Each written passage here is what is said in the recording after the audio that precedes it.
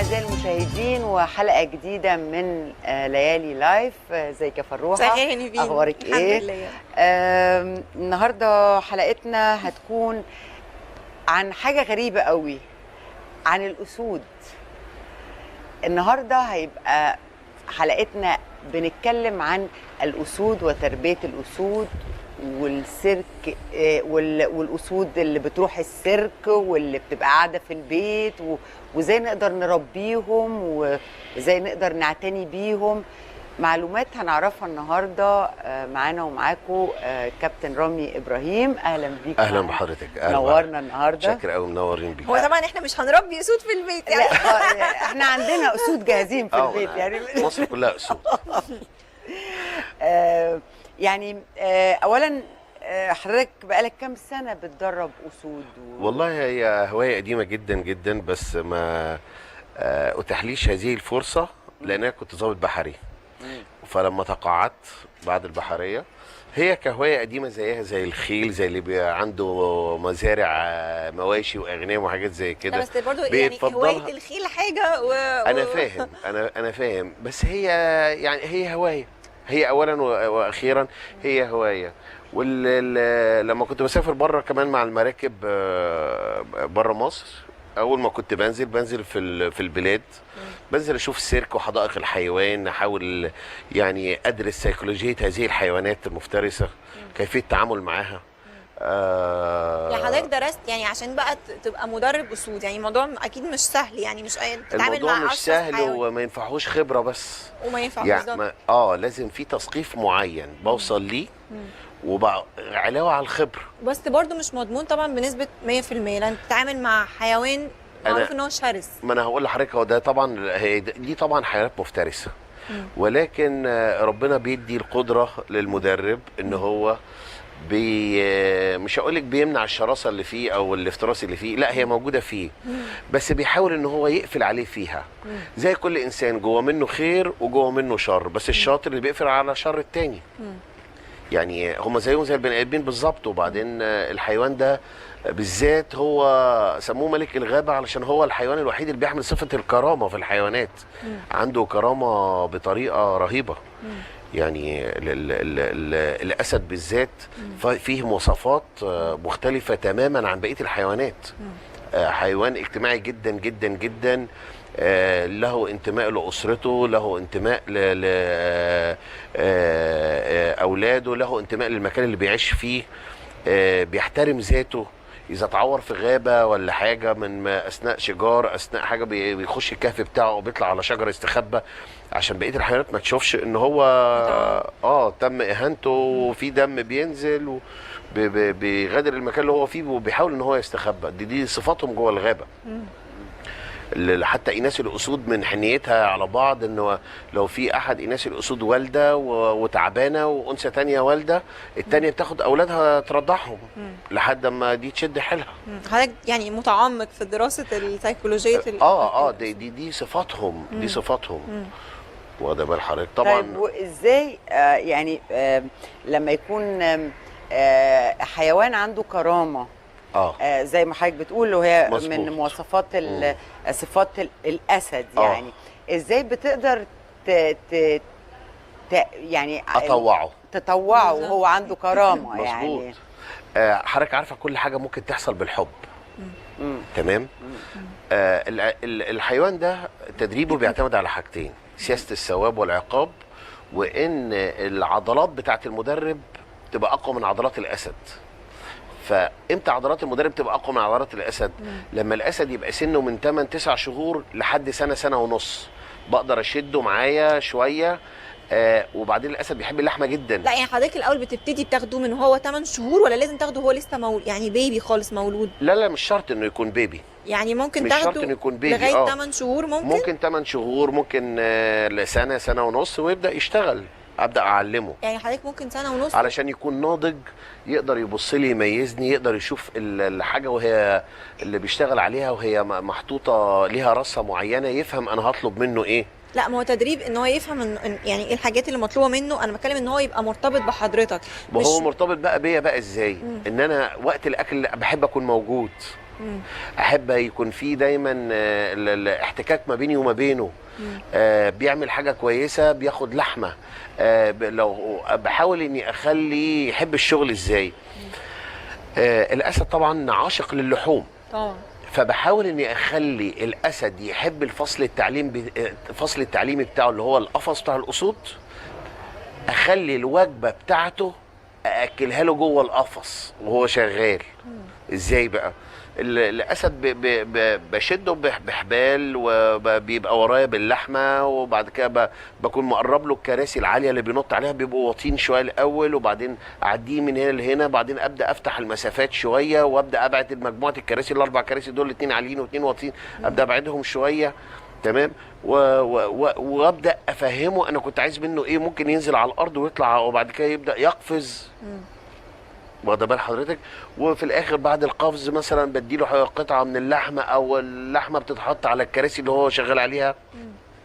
ساعات بقى الاسد بصفته كحيوان عنيد كملك الغابه، وان هو ما بيحبش يؤمر ابدا. تمام. بعد ما هو عارف انا طالب منه ايه، ممكن يجرب العصيان.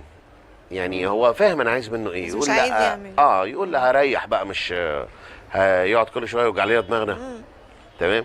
فممكن بشخط بيفهم انا عايز منه ايه. اخبط له على الكرسي اللي هو المفروض ان هو يجي عليه، وبيلاقي ان الفوليوم بتاعي ابتدى يعلى. ارجع تاني اعمل له بروفا بالحبل. حاجات زي كده. ممكن تاتش صغير بالعصايه الفايبر، او في عصايه مفرغه من جوه بتعمل بس صوت انما ما توجعهوش. اخبطه بيها كده خبطه كده صغيره. يفهم ان في حاجه سامثينج رونج. طيب هل الاسد ممكن يكون له اكتر من صاحب؟ يعني ولا لازم يكون هو شخص واحد هو اللي بياخد منه الاوامر والاكل والشرب؟ مظبوط. بصي حضرتك، هقول لحضرتك على حاجه. المدرب مدرب، والمساعد مساعد، والسايس سايس. تمام. المدرب ده اللي هو القائد بتاع الشغل ده. هذا النوع من العمل له قائد مدرب، هو اللي بيقول احنا هنعمل كذا. الاسد ده انا هعمل بيه كذا، لان ممكن يبقى فيه 7 8 اسود في القفص، مش هخلي كله يعمل نفس الحكايه. كله مثلا بينط مثلا بيرفع ايده لفوق، مش هخلي ال8 يرفعوا ايديهم لفوق. لا، انا ممكن مثلا اخلي 4 يرفعوا ايديهم مثلا لفوق يحيوا الجمهور. ممكن اخلي مجموعه تانية هي اللي تقفز من النار وتقفز من على الكراسي العاليه. بتعمل بلان. انا بعمل بلان للشغل اللي بيها ان انا ممكن اعمل شو الجمهور يتبسط بيه، والاطفال والكبار والزائرين بتوع السيرك يخرجوا يقولوا احنا شفنا شو اسود متميز. وده بيختلف من اسد لاسد، يعني حضرتك بتبقى عارف طبيعه طبعًا. الاسد ده ممكن يعمل ده. لا مش حكايه بيختلف. انا ممكن اعمل تيست في الاول للاسد. في اسد ممكن مثلا درجه الذكاء عنده ضعيفه جدا، بحاول معاه مره واثنين وثلاثه. ممكن اسد بلاقيها لوحده هجام، بستبعده او ببدله. لان الخطوره الزايده قوي مش مطلوبه. في اسد بتقف شراسته عند مكان معين، بيبقى اسد اونطجي شويه. تمام. سؤال معلش، يعني لا هوقف حضرتك في الكلام. يعني مثلا مقارنه بالكلب، ولو ان يعني انا مش بقارن. أيوة. لا انا مش بقارن في قوه ولا شراسه ولا كده. في يعني انا مثلا عندي كلب في الذكاء في الكلام. لما بكلمه بيفهم انا بقول ايه، من غير ما اشاور له ولا حاجه. تعالى هنا، روح اجري على الباب، روح التواليت، يلا عشان الاكل، اطلع هنا، انزل هنا. هو فاهم اللغه بتاعتي. هو اخد على الكلام بتاع حضرتك. دي نمره 1. نمره 2، عايزه افكر حضرتك بحاجه، ان حضرتك بتتعاملي مع رقم 4 في مرتبه الذكاء بتاعت الحيوانات. اول مرتبه مين؟ الشمبانزي، الفيل، الاسد، الكلب، الحصان. لا ثانيه واحده. الشمبانزي، الفيل، الاسد، الفيل، الاسد، الكلب، الحصان. اوكي. طب امال الاسد نمرة 3. فالاسد ذكي ذكاء خارق. أوكي. ونظره حاد. وقوي جدا. وله هبه واحترام رهيب في الغابه، لانه هو ممكن يفترس حيوانات اضخم منه واتقل منه في الوزن 50 مره. طبعا. واخد بال حضرتك؟ يعني ممكن اسد يموت فيل. متى يخون الاسد صاحبه؟ لما انا بالحنيه يخون. يعني عندنا الاسد تجربه. بيخون امتى؟ الحيوانات دي بتخزن. يعني الاسد بالذات من الحيوانات اللي بتخزن، ممكن يخزن للمدرب. ما انا قصدي كده. يعني حضرتك اتفرجي، بس الحمد لله ما حصلتش يعني في مصر. اتفرجي حضرتك على لا يعني حصلت مع الفنان ابراهيم الحلو اعتقد. لا ما حصلش. لا ما حصلش. هجم عليه، ما كانت لا ما هجم عليه في الحفله. ما انا هقول لحضرتك مع اللي حصل مع سيد الحلو الله يرحمه ويحسن اليه. كان يعني الخطأ اللي بيعدي المدرب ما بيعديش الحيوان المفترس. و يعني ايه، كان خطأ مشترك يعني مع النمر حلمي. مش فاكره بصراحه. كان في اسكندريه. حضرتك بتتكلمي على دي؟ مش فاكره مين بالظبط، بس انا فاكره ان هو حصل مع النمر حلمي. حصل اللي هو ساعه كانوا على الستيج حتى. وهجم عليه. ايوه مظبوط. مظبوط. واتنقل المستشفى في اسكندريه. بس هنا وقالوا انه بعد كده حتى مدام فاتن كانت معانا قالت لنا انه الاسد حزن بعد كده ما رضاش ياكل ومات. حضرتك بتتكلمي على القصه القديمه خالص. على الاسد سلطان بتاع محمد الحلو الكبير الله يرحمه. اللي هو والد الكابتن محمد الحلو دلوقتي. هو ده اللي هو بنته مدربه الاسود لوبا. بالظبط. مظبوط. يعني عندنا الاسد ممكن يبقى فيه طبعا ارتباط ما بينه وبين المدرب ده. بس يعني بس امتى يخون؟ يعني امتى يخون الاسد؟ لو عملنا ستريس عليه قوي والمدرب كان قاسي عليه جدا جدا جدا، بيفتكر الحاجات دي، ما بينساهاش، مش هينساها. وده برضو علشان ذكائه المتميز. يعني الاسد هيفضل ذاكر للمدرب وفي ذاكرته ان ده اذاني بس ما فوتهالوش. انا فاكرها بس اذاني تاني، احط له دي على دي، تالت احط له دي على دي. حضرتك بتقول في مبدا الثواب والعقاب، يعني ممكن ما يشتغلش معاك بعصايه. لا هو طالما اتعلم هيشتغل. الا في بعض بقى الاوقات ممكن يحصل زرجنه بس بيشتغل برضه. يعني في موسم تزاوج، حاجات زي كده، بيبقى الاناث والذكور قاعدين في مكان واحد جوه في القفص بيشتغلوا. ممكن اسد مش يعني مش طايق اسد تاني، قاعدين جوه الاثنين ذكور كبار.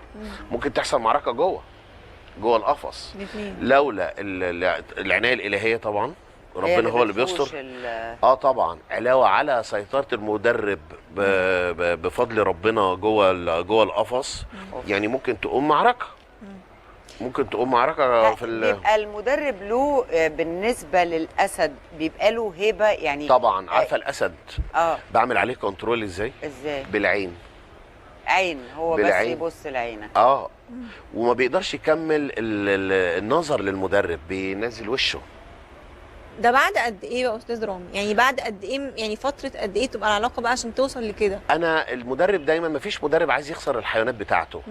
فدايما المدرب بيحاول ان هو يحايل حيواناته ويكسبهم. مش عشان حاجه، علشان العلاقه تبقى كويسه ما بينهم وما بين بعض.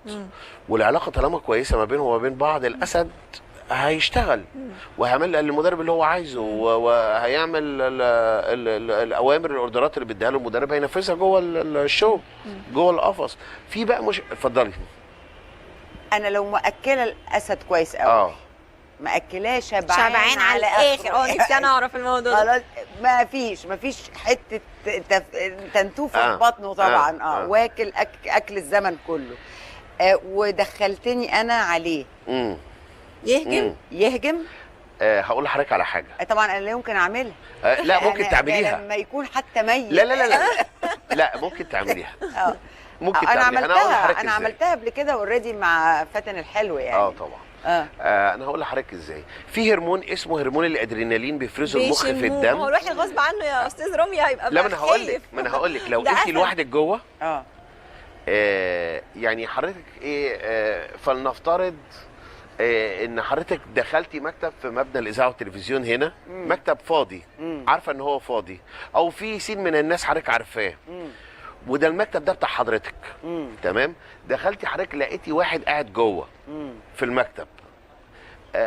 قام قايل يا نهار ابيض، وقام جاي مستخبي تحت المكتب. اوتوماتيك هتقومي حضرتك جايباه من أيوة. شعره. انت خايف ليه؟ يبقى انت خصم.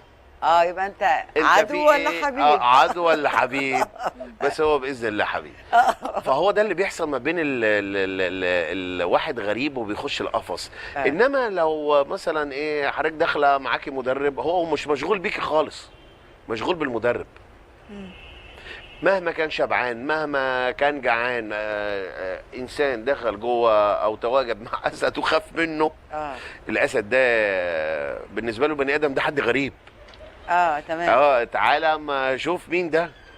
انا مره احكي لحضرتك حاجه. انا مره دخلت، كنت بصور مع مدام فاتن الحلو، ودخلتني جوه في اثناء التدريب. وكان في مش عارفه 5 اسود على 4 نمور. خلاص.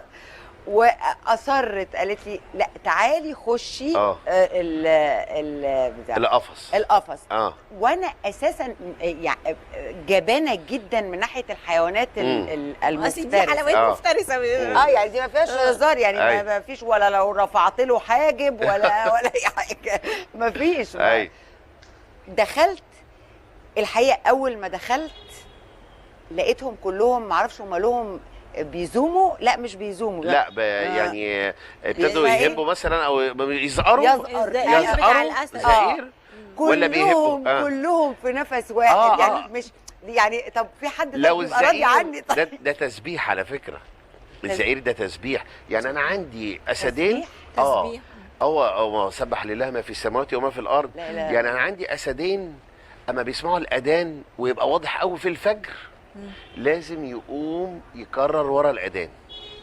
يا الله. سبحان الله. واخده بال حضرتك؟ لازم يقوم يكرر ورا الاذان ده. وكان عندي اسد ايام ما كنت في احدى القرى في اسكندريه، كنت بتسمعيه يكاد ان هو بينطق يقول الله اثناء الاذان. واخده بال حضرتك؟ يعني انا كنت اقف جنبه، يعني الاسد ده كنت احبه جدا يعني. فيكاد انك تسمعي كلمه الله طالعه من بق الاسد واثناء الاذان، عدا ذلك ما تسمعيش صوته ساعه الاذان. سبحان الله. فهو طيب وعندك في البيت اسود؟ لا ما عنديش في البيت اسود، بس لو في اشبال محتاجه رعايه ما تحطهم في ممكن اخده معايا البيت. لكن ممكن اخده معايا البيت. لكن الاسد صعب طبعا. لا اسد يتحط في البيت العماره. لا ما فيش اسد. هو مين اللي هيسمح ده مش مثلا ممكن. ده ممنوع اساسا. استاذ رامي، بنسمع انه ما ينفعش تحط النمور مع الاسود مع بعض. مش شرط. الاسود والنمور زيهم زي البني ادمين، فيهم نفس الصفات. حضرتك عندك نمور برضه؟ ما عنديش نمور. لكن النمور عندك أسود. عندي اسود. هي النمور قليله كمان شويه في مصر. يعني حتى الناس اللي عندها نمور بقى العدد قل قوي يعني عن الاول، وحتى في حدائق الحيوان قليله. تمام. النمر اصله كمان عزيز قوي. طب ايه الفرق بينهم يا استاذ رامي؟ يعني ايه الفرق بين الاسد والنمر؟ النمر بعد ما يتعلم، النمر عنده الغدر اكتر من الاسد بكتير. يعني طول ما هو قاعد النمر، لو انا ما بصيتلوش او ما حسستوش ان انا معاك وفنصحي لك وفايق لك، ممكن ينزل يمسك المدرب. النمر بالذات. والنمر اخف شويه من الاسد. ده طبعا وزنا. الاسد فيه ميزه ان هو لو بيفكر يعمل حاجه بيعملها في الوش. ما يعني 99% من تصرفات الاسد بتبقى في الوش مش في الظهر. بيبقى مواجه يعني. الاسد عنده شجاعه بالغه، يعني تفوق اي حاجه. اسد الاسد.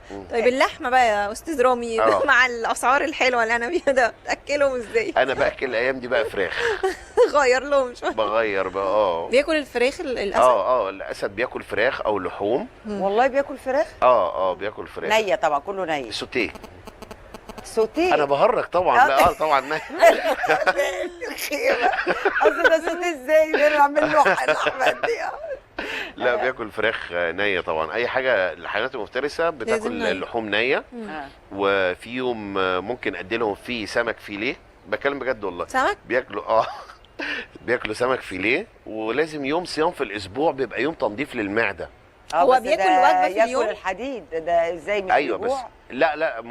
لا ممكن مثلا ايه، لو اسد انا لقيته بقى ضخم جدا وتضخم جدا جدا، بحاول ان انا اديله مثلا وجبه بتاعته يوم كامل، والتاني يوم نص الوجبه.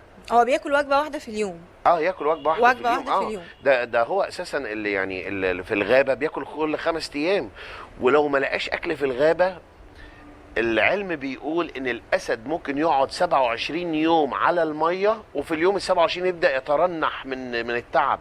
يعني الاسد حمول جدا. تمام.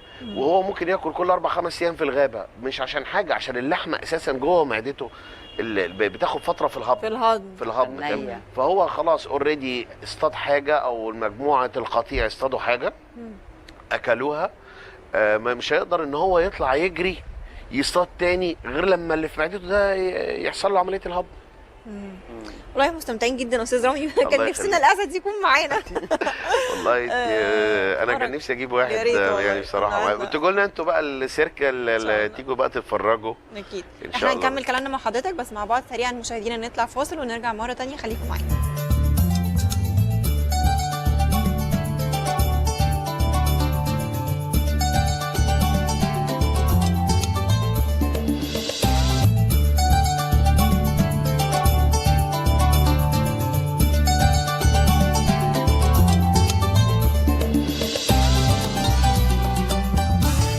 مستمرين مشاهدينا، وحلقتنا طبعا النهارده مستمتعين بيها جدا، وكان نفسنا الاسد يكون معانا. استاذ رامي، حضرتك بتقدم سيرك الايطالي. انا بعرض العروض بتاعتي موجوده في السيرك الايطالي بلوتشي. هو حاليا في مدينه نصر. طب ممكن تكلمنا بقى شويه عن السيرك الايطالي، وايه الاختلاف ما بينه وما بين اي سيرك والله تاني؟ السيرك الايطالي احد السيروك العريقه جدا، السيرك بلوتشي. يعني في سيرك ايطالي بنسمعه السيرك الروسي ما هو السيروك الروسي عائلات، والسيروك الايطالي عائلات، والسيروك المصري برضو عائلات، واخده بال حضرتك، وكلها قطاع خاص. ده سيرك قطاع خاص بتاع روبرتو بيلوتشي وكريستيان ابنه.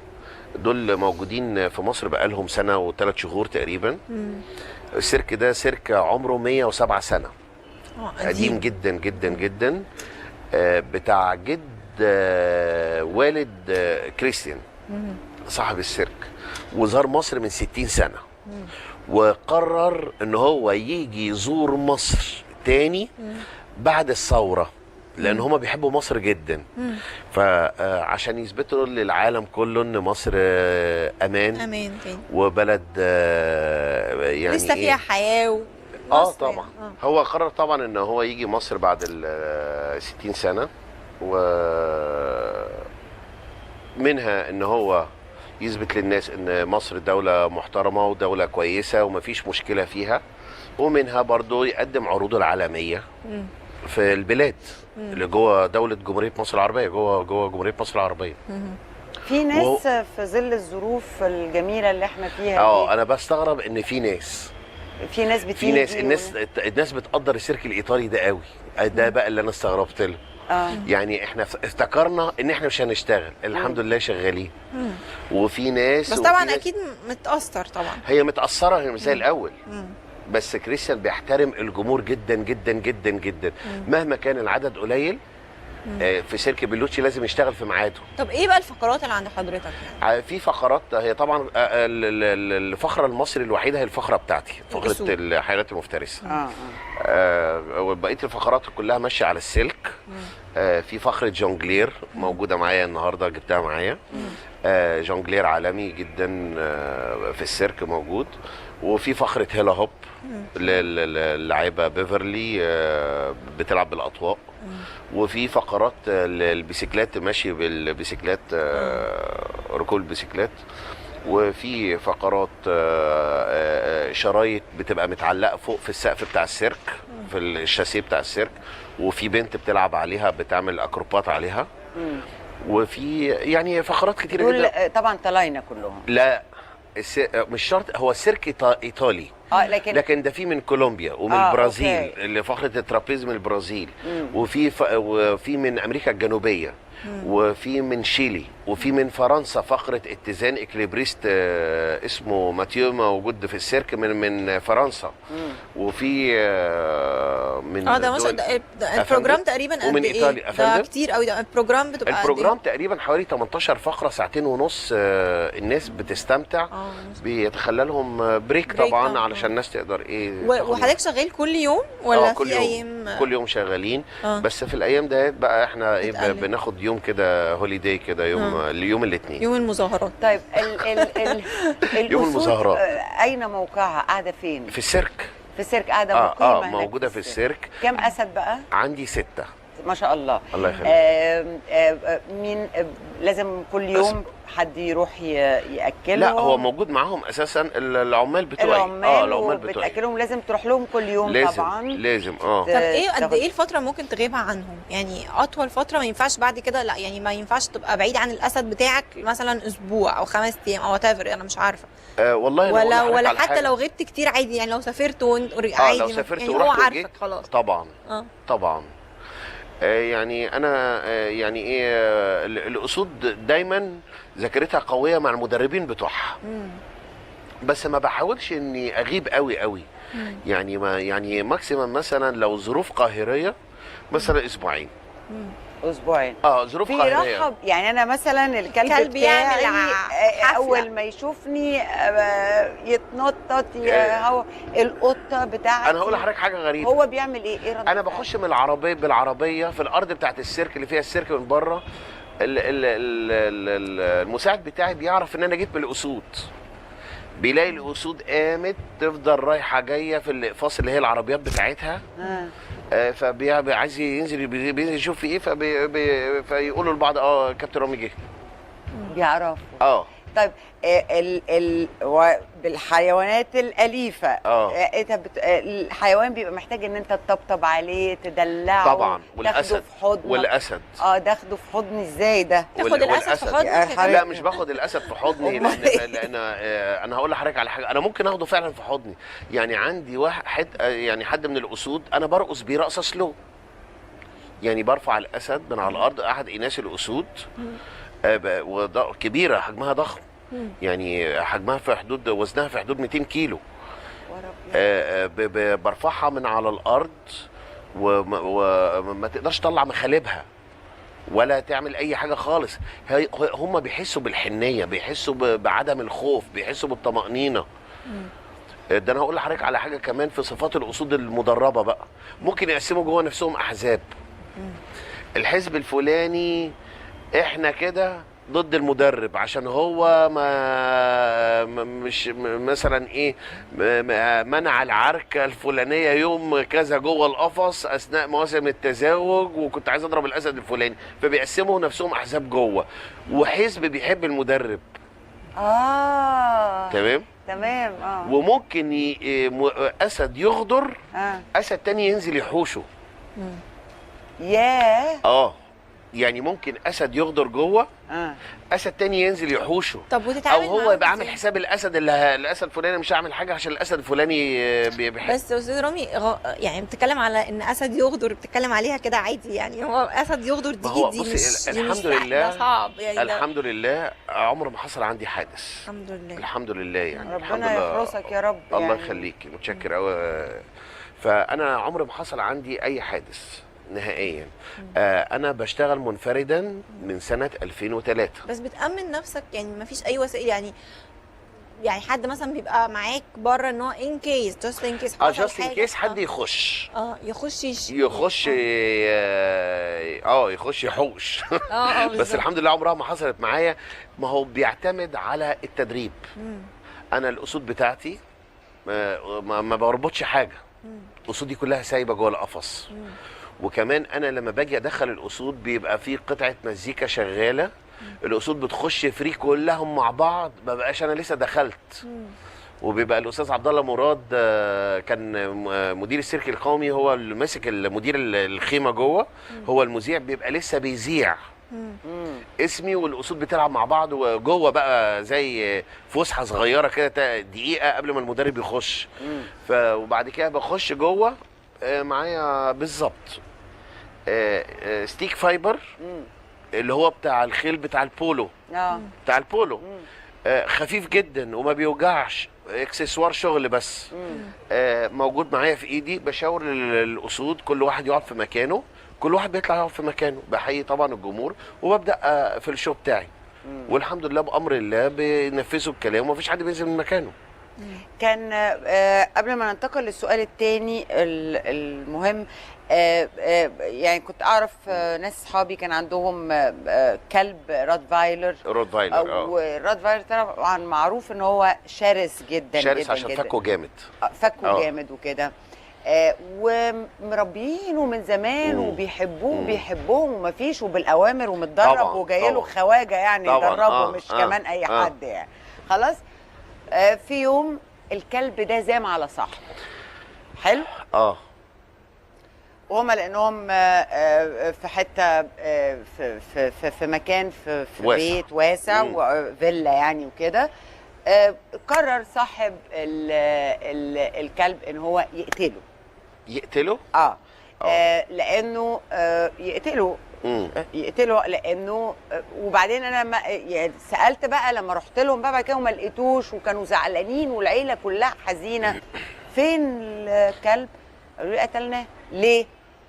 لانه زام على صاحبه، وما دام زام على صاحبه هذا النوع من الكلب يبقى لازم يقتل، لانه لا كنترول عليه، ممكن يتهجم. بس عايز اقول لك على حاجه، انا كان عندي روتفايلر والله كانوا عاملين زي القطط، كنت اسمع لا ما انا هقول لحضرتك بقى الروتفايلر اللي بيقولوا شرس. لا ده كان شرس يعني، وزام ما سمعش كلامه وزام عليه. انا هقول لحضرتك، فقرر ان هو يقتله.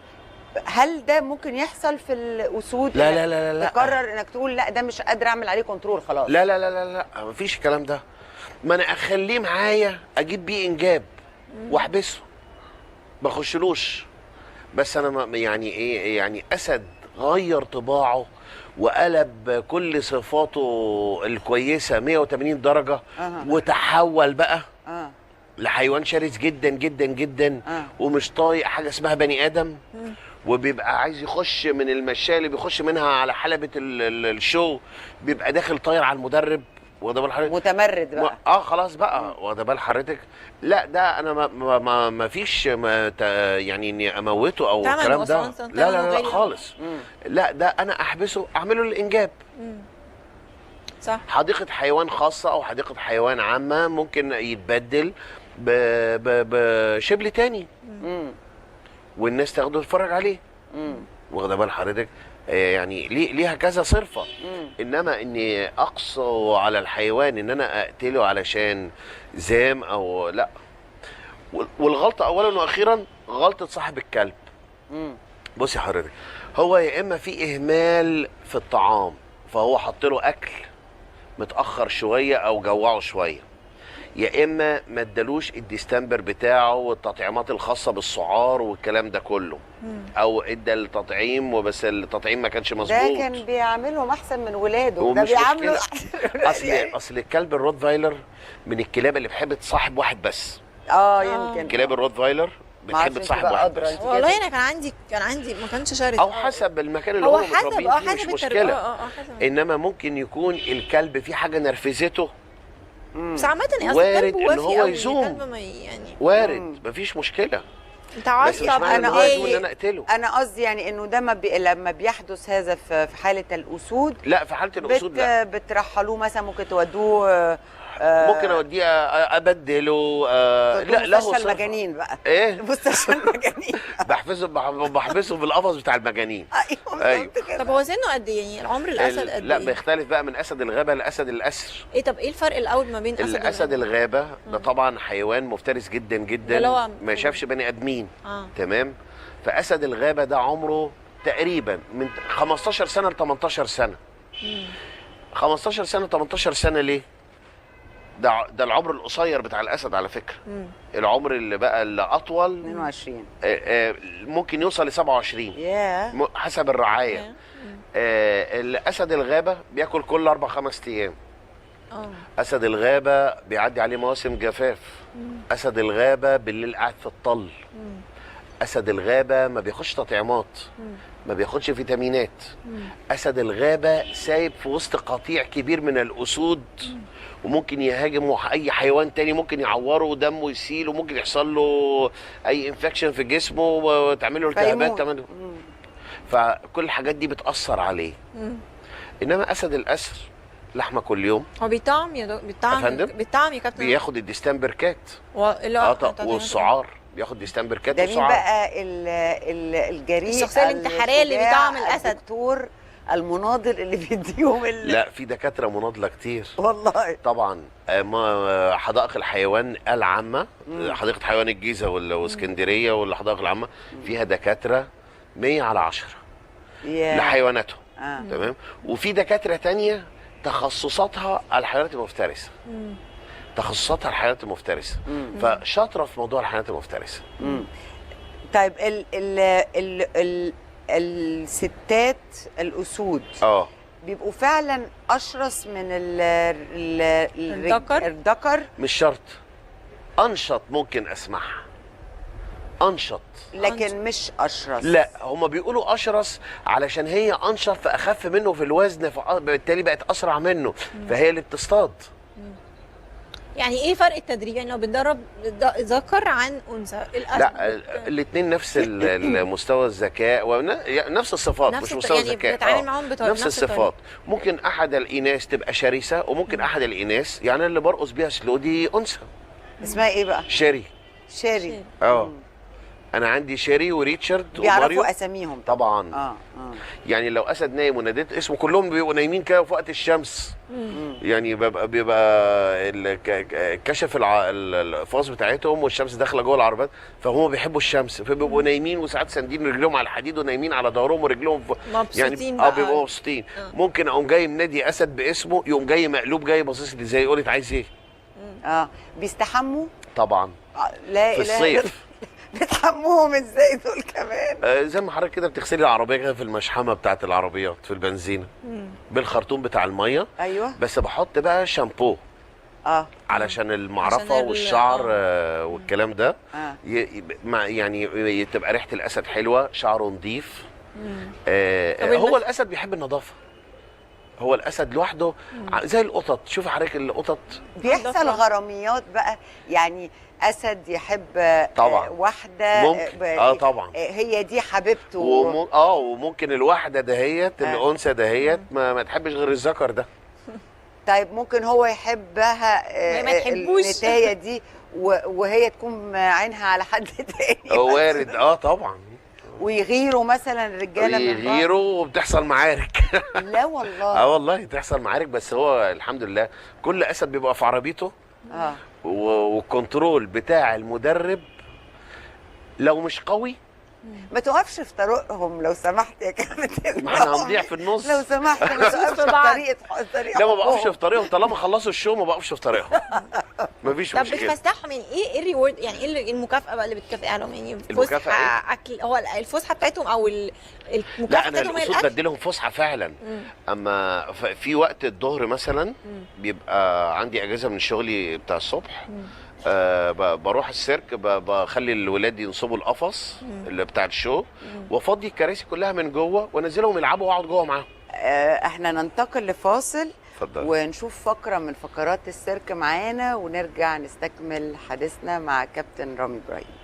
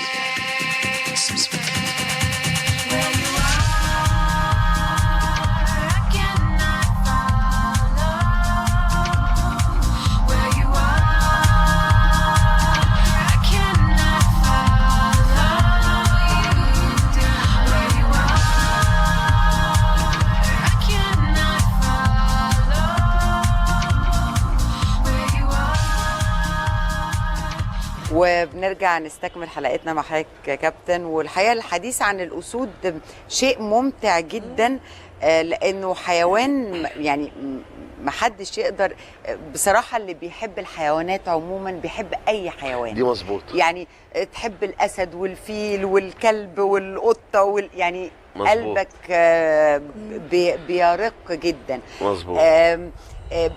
وتحديدا بتحبهم اكتر وهم ومش بينك وبينهم قضبان. مظبوط. يعني تحديدا لما بتسافر بره وبتشوف الزول الاوبن دي اللي هي بتخش بيها بعربيتك، تحفه. وبيجوا جنب العربيه وبتشوفهم بتحس ان انت بتحس فعلا بطبيعيتهم، مش محبوسين. مش طبعا. طبعا. هل بتحب حيوانات تانية غير الأسود؟ عندك حيوانات في البيت ولا هو بس حبك لا في البيت مفيش حيوان، في كلاب. عندك أيوة كلاب. في كلاب، في روت فايلر وفي سان برنار وفي وولف، كل دول جيرمان شيبرد. ما شاء الله. طبعا بتمشيهم بصباع خالص. صغير. لا انا مش فاضلهم، انا سايبهم على طبيعتهم بقى خالص بقى دول. ليه؟ مش يعني عندي يعني ايه، انا مش معتمد بس على تدريب الاسود في شغلي. لا ده انا عندي شغل تاني بتاعي.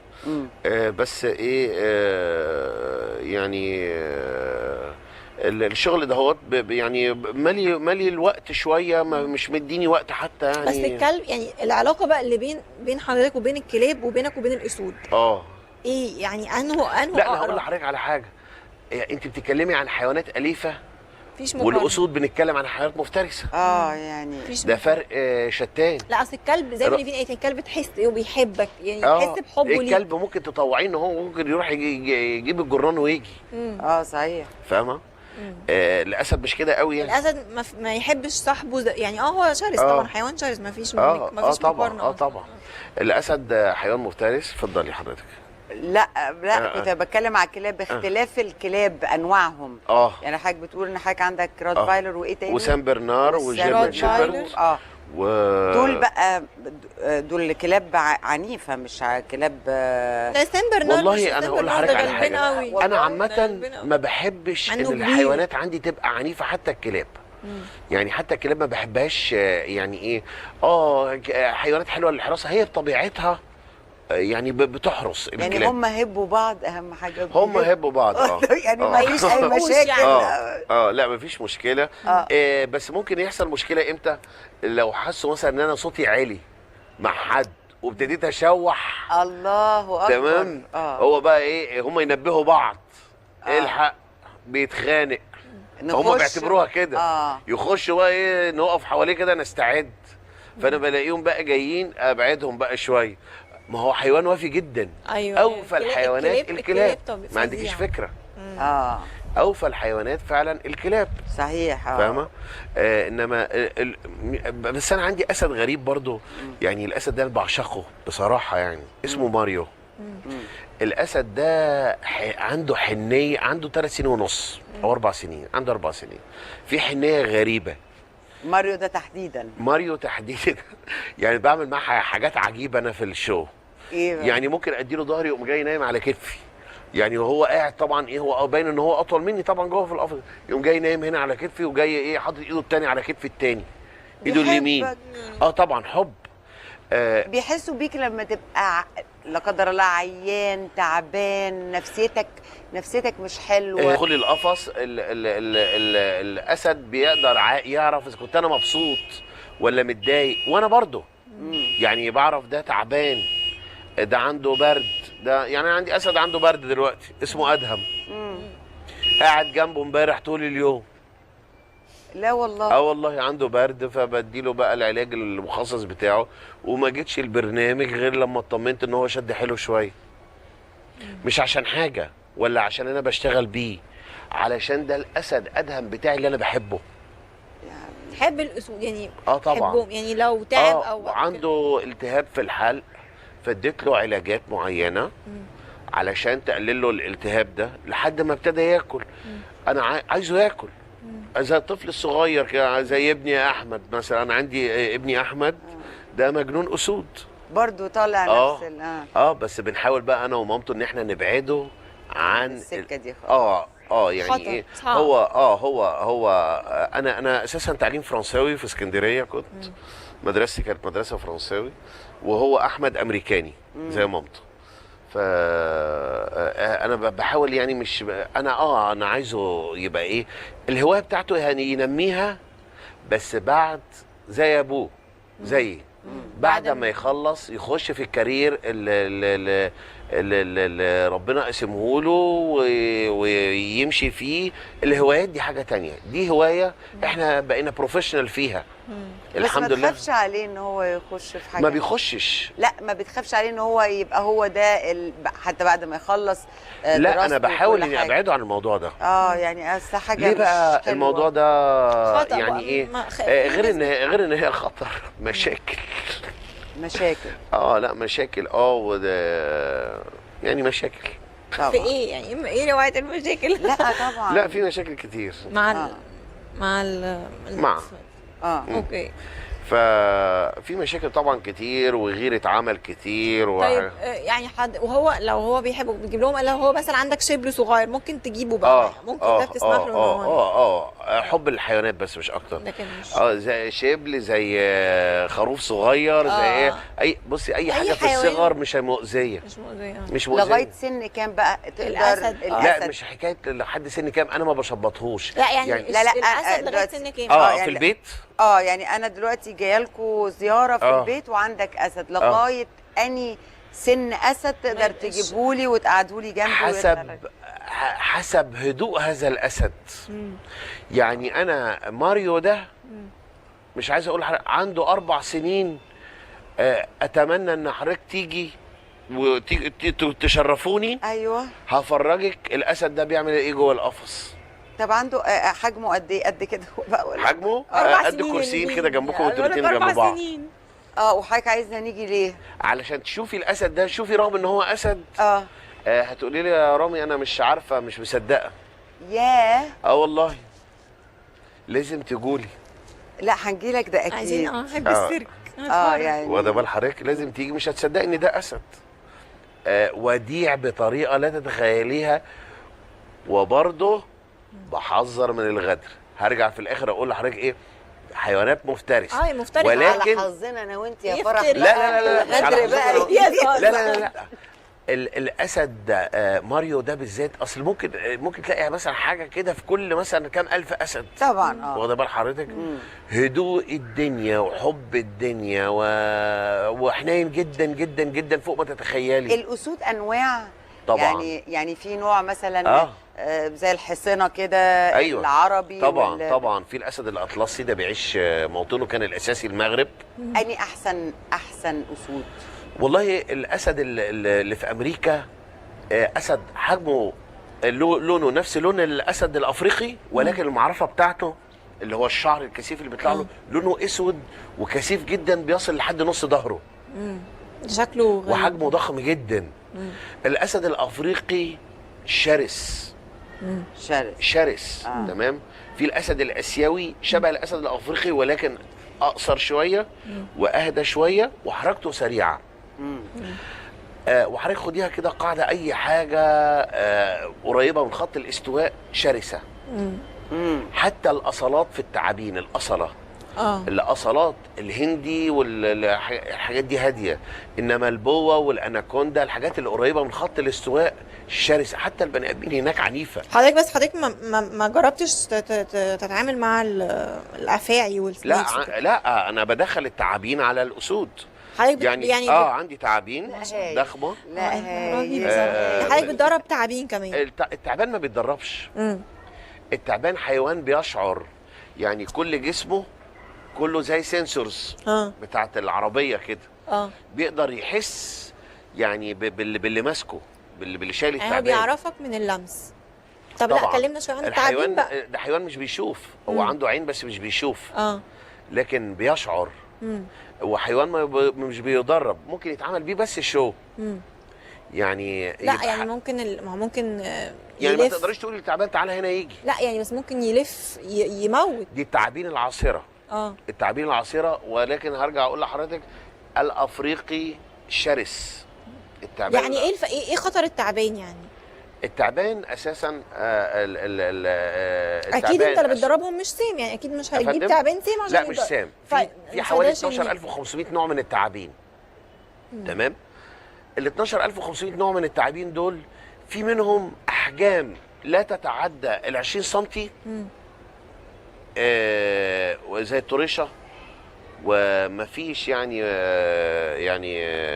دول ما بيسمعوش 15 ثانيه ما بيسمعوش صح؟ 15 30 ثانيه لو عدى حد باي باي. بيعمل سيوله رهيبه في الدم وقتي وخلاص. دي حيوانات ما بتسمعش. كل انواع التعابين ما فيش سمع، هو مظبوط. احساس بس سنسورز. بالسنسورز بس. حتى لما بيشوف فريس، يعني التعبان ما يقدرش مثلا ايه يشوف حاجه على بعد مثلا 30 متر ويروح لها. لا، بيصادفها، بيبدا يحس زي الرادار كده. بيبعت اشعه وبترجع له تاني. تمام. بيحس ان في حاجه في المكان الفلاني بيخشها، زي الوطواط كده. زي الوطواط شويه. نفس الاسود اللي عندك نوعها ايه؟ افريقي. كلها افريقي. كلها افريقي. هل ده يعني باختيارك، يعني عايز الافريقي تحديدا؟ لا، ولا هو اول ما انا جبت الذكر والانثى زمان جبت افريقي. جبت الاسد الافريقي. ايه اغلاهم سعرا؟ الاسد الابيض الالبينو. الالبين بكام مثلا؟ يعني الرقم مثلا لما تيجي تشتريه. والله انا هقول لحضرتك على حاجه، دي بتعتمد على البائع والمشتري. يعني افرضي في حد عنده اسد شرس جدا ابيض عايز يبيعه، محدش هيشتري اي حاجه، ماشي، هيبقى عايز اي. وفي اسد بيبقى ذكي جدا وشبل لسه صغير هيطلب فيه ارقام. بس هو تقريبا الرينج بتاعهم قد ايه يعني سعره؟ يعني اصل انا هقول لحضرتك على حاجه، هي ملهاش مقياس. يعني ممكن مثلا اسد مثلا زي ده بره مصر تيجي تجيبيه على الانترنت يقول لك $3000. وممكن مزرعه ثانيه او مكان ثاني بره مصر يقول لك $20000. تمام. فمش ملوش يعني مش زي الكلاب، ملوش رينج يعني معين. ملهوش مثلا ايه، مش زي الدولار. هتقولي الدولار بكام يا رامي؟ اقول لك ب6 جنيه النهارده. لا، مفيش. الاسد بكام النهارده؟ بكذا. مفيش الكلام ده.